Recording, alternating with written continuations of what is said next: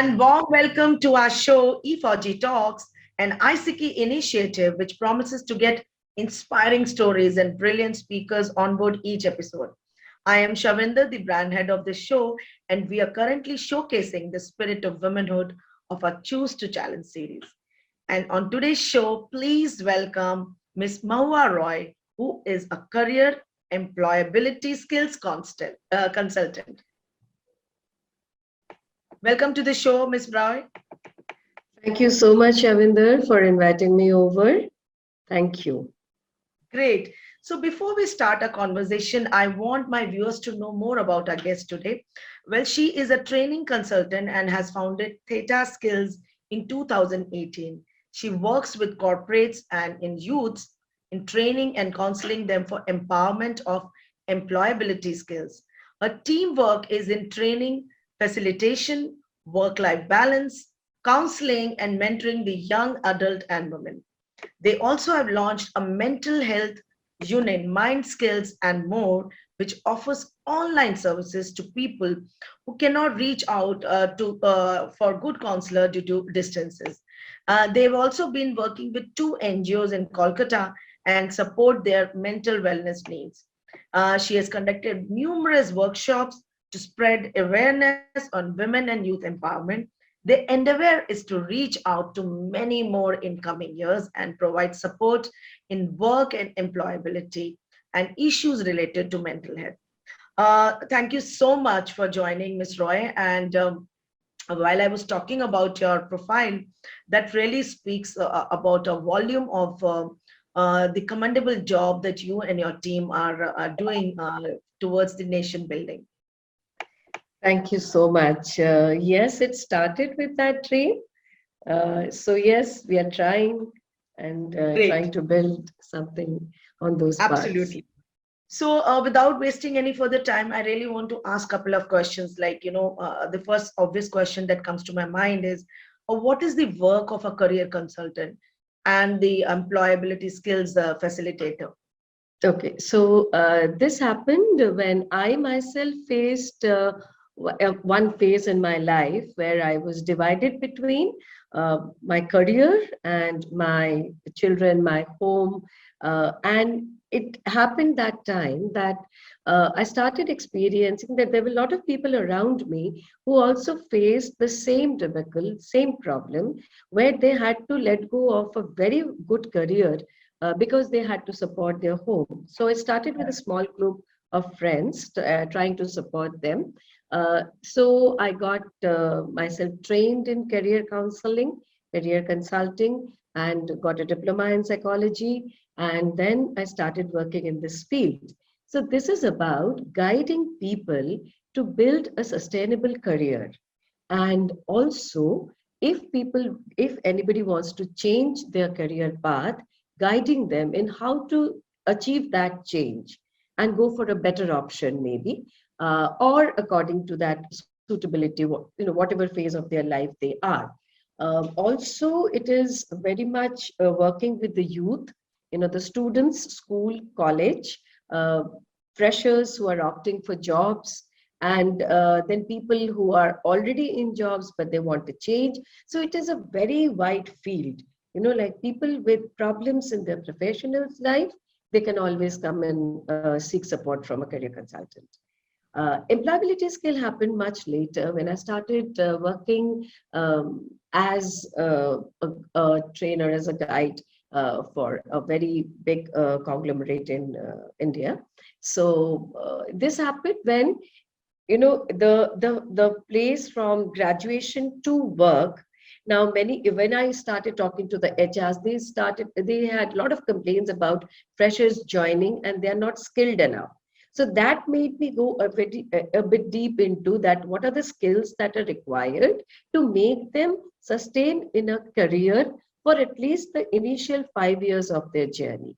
And then I, had chanced upon how hard skills, what kind of soft skills were required, behavior skills, even office skills, So those are the topics which we would train people in. There would be a gap of, say, 2 to 3 months, a period of 2 to 3 months when they would be trained. After that, they would be interviewed. And of course, the success ratio, it kept on building up as we went through the years.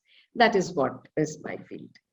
Great, great. So, very clearly, it is, it is inevitable that today, if we don't upskill ourselves, and whatever we have, it's very difficult to, you may have many degrees, but you really don't know how to present yourself and what are the, uh, like you mentioned about soft skills, so I personally feel that upskilling and upgrading is very important. So, what are the areas that you provide your services in? So I actually had worked with a lot of corporates and institutions, organizations. I started working as a freelancer. Then in 2017, end of 2017, I formed my company, which is ThetaSkills. So we have three domains working. Right now, we are working in the first part is the training, which is imparted to colleges, schools, that campus connect, all those areas that is taken care of in the first domain. Second one is the place where we are working with the mental health, and that is mild skills and more. So this is primarily, it was started about 1.5 years back when pandemic hit, that when people could not reach out. So I have a very efficient team of counselors, psychologists, clinical psychologists, and rehabilitation psychologists, doctors who are with me in this. And they just, when I asked them, they said we are available to provide the counseling. And then we reached out, we formed a platform, and this is an online service on mental health. I myself, and there are two other people in my team who handle the career aspects.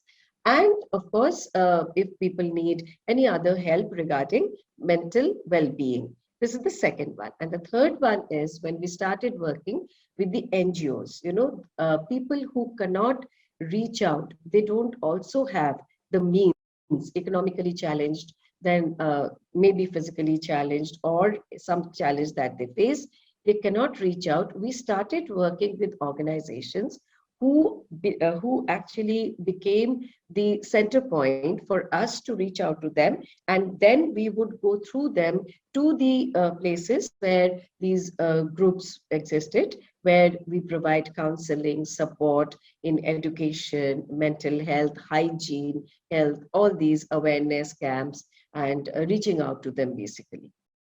So these Great. are the three domains we're working in right now. All right. So, why did you think of starting with mental health services for that matter? So, as a career counselor, I had already delved a bit into psychology. So from that time, I was my colleagues, my friends, many of them are psychologists. So I had been thinking about it because when I started working in the corporates and also with the youth and in some women group, uh, there I found that even in building skill in the behavior skill area, when we were trying to train them, trying to bring, kind of customizing their careers, trying to bring them into the being self-dependent, somewhere the mental wellness part, it really featured very well.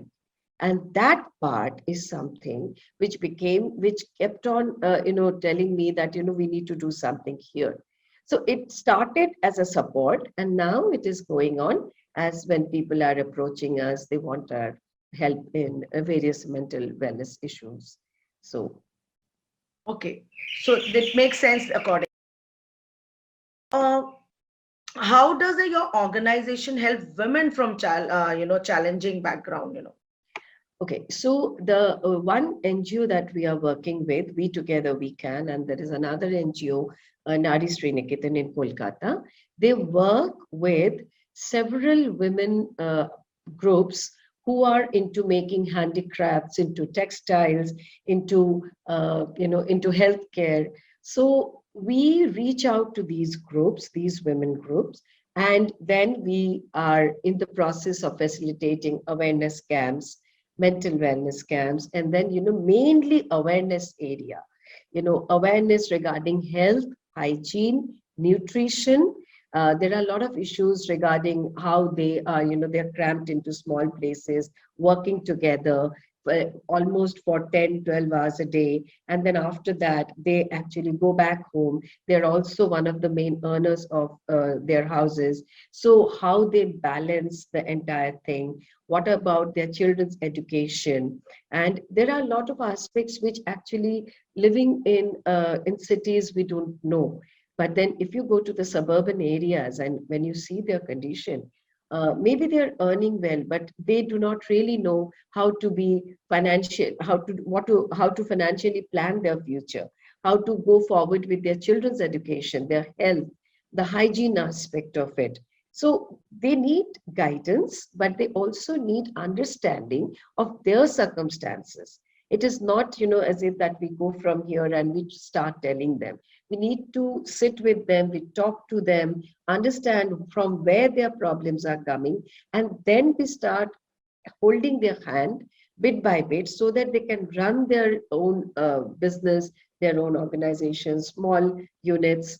And along with that, they can also run their family. They can help in running their families together.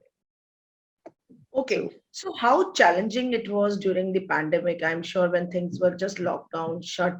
So everything was online for you then? uh, So I did face a huge lot of challenge because I do go out a lot, meet with these groups. We have, weekly meets, monthly meets. So of course, I started having a lot of challenge in that. But then I'm also surrounded with very courageous people. So the first year was a no-show. First year it was only online. So I would tell them what to do, and my team would be in the advising panel, and we would have the workshop format, and we would tell the volunteers how to deal with that. After the second wave, we did start going out and having these small camps organized. So, the one very good workshop that we did was with the parents of children with the autism spectrum. So, how they were dealing with the children, especially mothers, the caregivers. We had a wonderful workshop with them where we told them that it is okay, like you can come up with your problems. It is not so easy to be at beck and call for 24 into 7. So then, our psychologist, I had got, like, this workshop was held by 3 of my team members, and we had gone, and it was a wonderful interaction. So challenges were there. We could not hold the meets so much, but then whenever we found time, we started having these workshops. But also, we also were available online in the online platform. So going in a bit of a hybrid model, and it kind of worked at that time. And we also did a lot of fundraisers during the pandemic, because these families, they could not, many of them could not work. So there was a huge shortage of food when the first wave hit. So we helped them with the food, with medication. These two organizations were into daily food distributions. So, we kind of pulled together, funded them, provided them with materials. So that phase went on till the second wave hit. After the second wave, it kind of stabilized a bit, but second wave was bad. Like that time, it was only food, medicines, and usual the mask, somewhere it was water, and it was only concentrated on that. Absolutely, because the second wave was actually very challenging, and many of have lost their loved ones as well. And I'm sure a lot of pain and agony was there. But as they say, the show must go on, and we have to Yes. carry on with our lives. Yeah.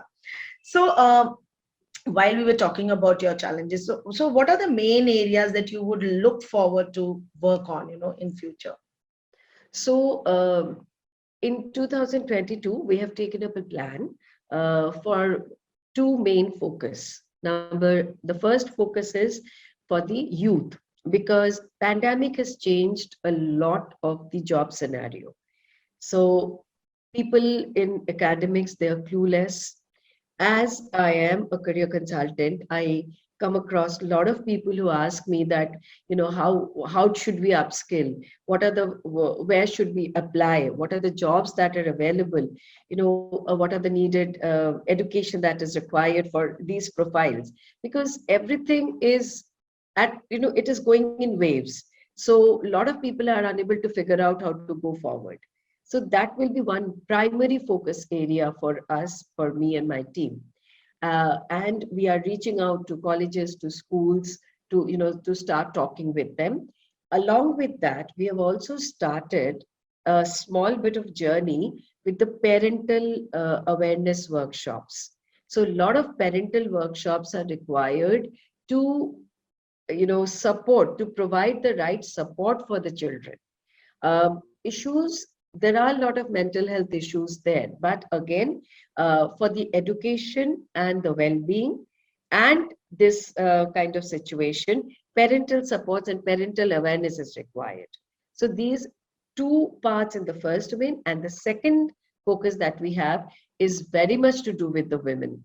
So the women entrepreneurs, we are coming up with projects in which we will be having a small unit where we will handhold the women entrepreneurs who are coming, people who have small units in their home. Maybe they are baking, or making food, or dealing in textiles or handicrafts. So we are coming up with a very big program where these women will be brought under one umbrella, and they would be provided, like, it will be from the beginning, from where they want to start a business, how to earn, hand-holding them through the financial awareness completely, and then to the future projects, and then letting them be. So this is a complete package that we are starting from April 2022, along with two NGOs.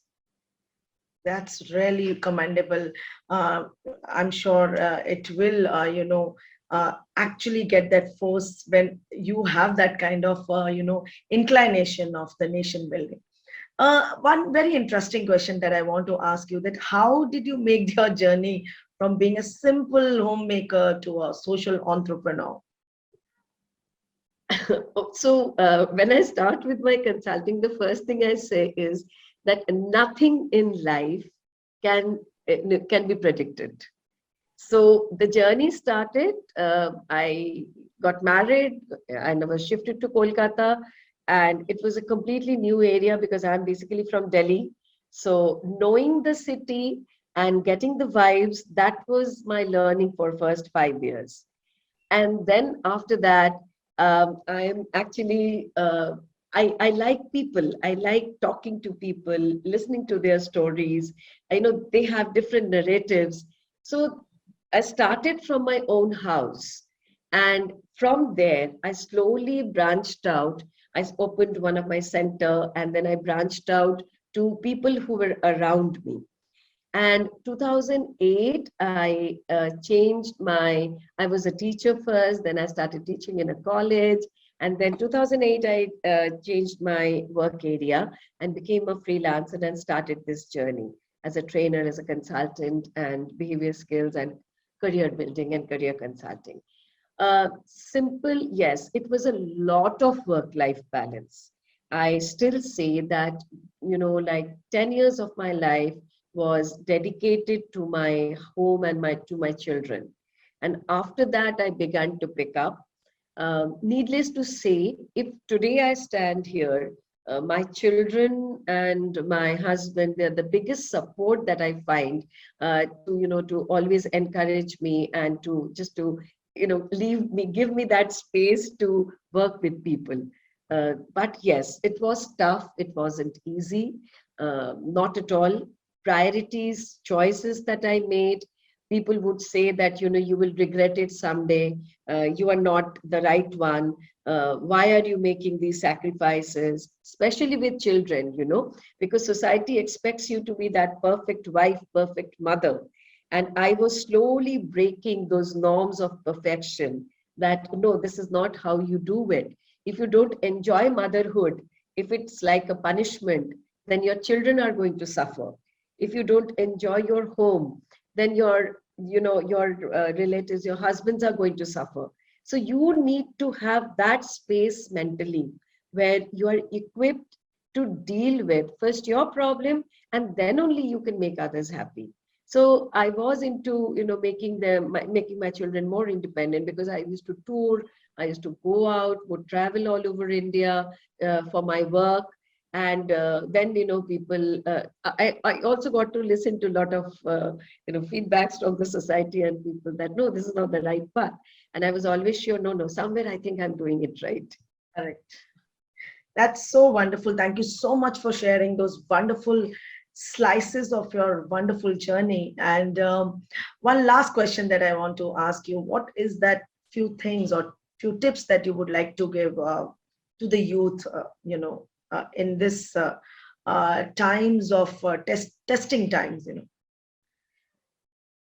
I would actually first begin by praising our youth today, Yes. because the kind of perseverance they are showing in spite of so much of challenge, health, education, everything, they are suffering, but so much of perseverance. So I would just tell them just to, be there, just hold on. I think we are just facing there will come a time when we would face a better future. So just to hold on for that time when everything is going to be new normal, going back to the new normal. We have to adapt to the new normal. Uh, yes, definitely, they are a generation I learn a lot from them. In like, although I guide them, but I learn a lot from them. Uh, Upskilling, building up your skills, choosing a career. People have always these ideas that if I choose a career at 20, then this is going to be, for me, with me for my entirety of my life. That is not true. You can have changes, number one. Number two, if you're choosing a career, then, generally we say, make passion your profession. I say, let there be passion in your profession. But if you have something else which de-stresses you, which relaxes you, also pursue that. It is possible to pursue your hobbies and your job, parallelly, job, service, whatever, a business, whatever you handle. So if you can do it well, balance it, that is more enjoyable. And the last one that I would say, that till now, you have shown wonderful perseverance, patience, sustainability. Keep working at it and keep checking what are the new skills that are entering the market that you need to learn, that you need to upskill yourself in on. So if you have a dream, focus on it. Think about the skills that you will require. Not necessarily all job designations or every job needs to have very high academic results. You can achieve those positions through upskilling yourself, through building your skills, and through experience. So stay motivated and keep working towards it. Wonderful. I always feel that a mentor is someone who sees more talent and ability within you than you see in yourself and helps you bring it out to you. And that's what Absolutely. you are doing, Miss Roy. And, you are actually taking out that talent and making people aware what they can do best in their life. And thank you so much, and all the very best for all your future endeavors, and to your team as well. And you are doing a wonderful job in nation building, I must say that. Thank you so much. Thank you for inviting me and giving me this opportunity. And yes, with all of your good wishes, we'll sure to fight it out. Thank you. Absolutely. So if you wish to share more inspiring stories, please contact me at shavi@efaujitalks.com. And I thank all our viewers to please like, share, and subscribe to our channel. And do not forget to mention your comment in today's show, which was hosted for Ms. Roy, and she has actually explained lovely things that we tend to forget at times, like upskilling and focusing ourselves. And for more interesting stories, stay tuned. Till then, Jai Hind.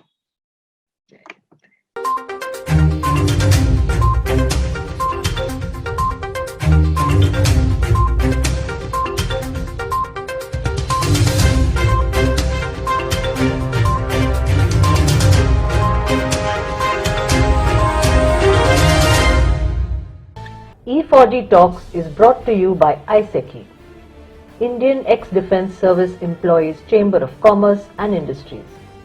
Thanks to its vast veteran network and global and pan-India associates, IESECCI can carry out various commerce facilitations and CSR projects across India and the world.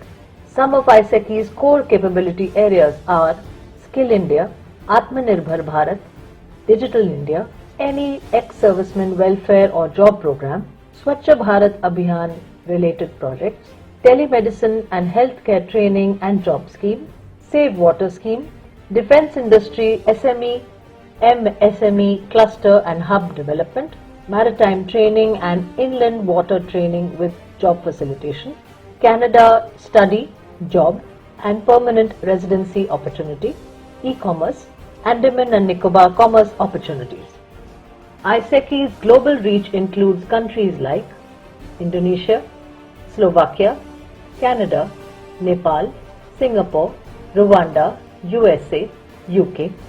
Above all, it is IESECCI's effort to create a veterans brand made by the veterans, for the veterans and made up of the veterans.